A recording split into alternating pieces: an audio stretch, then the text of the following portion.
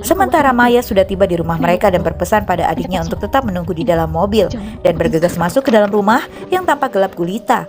Maya berjalan masuk ke dalam kamar ibunya dan berdiri menatap sang wanita yang terbaring di ranjang itu, lalu mulai menyiramkan air laut selatan itu ke sekujur tubuh ibunya yang sudah berubah berwarna hijau.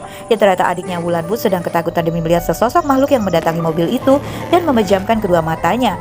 Ternyata makhluk itu mengetuk-ketuk kaca jendela itu. Tiba-tiba Wulan mendengar suara sang paman yang telah tewas itu yang tersenyum ke arahnya.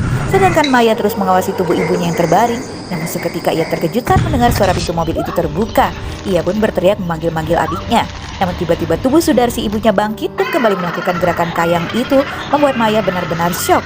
Sementara adiknya telah dibawa sang paman masuk ke dalam gudang tua.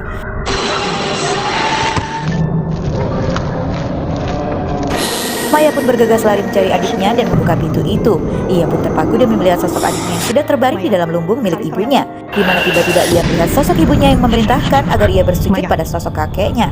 Dengan gemetar Maya pun berjalan menghampiri sosok yang berdiri dengan tubuh yang mulai membusuk itu, dan ia pun menyambut tangan sang kakek lalu menciumnya.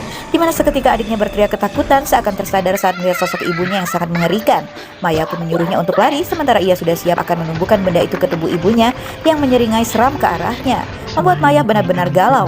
Namun saat sosok sang kakek akan mendekatinya, Maya pun berteriak histeris dan mengayunkan benda itu hingga setiap tumbukan yang ia lakukan membuat sosok sang pria tampak kesakitan dan akhirnya roboh.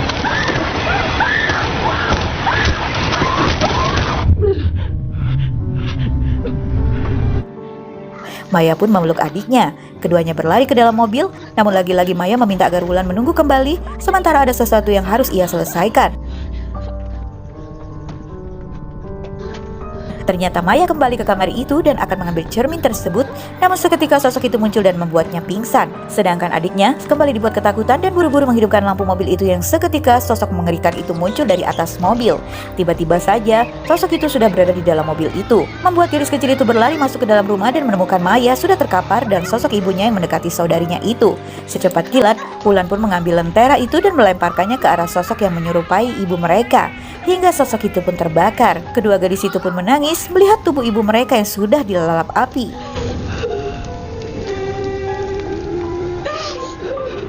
Siang itu pun mereka sudah berada di tengah laut untuk membuang cermin itu. Lalu keduanya pun tertidur karena kelelahan. Namun saat adiknya terbangun, Wulan pun tak menemukan sang kakak dan mencarinya.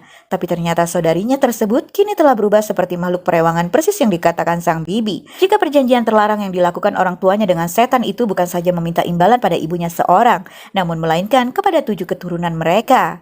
Dan cerita pun berakhir guys. Terima kasih sudah menonton.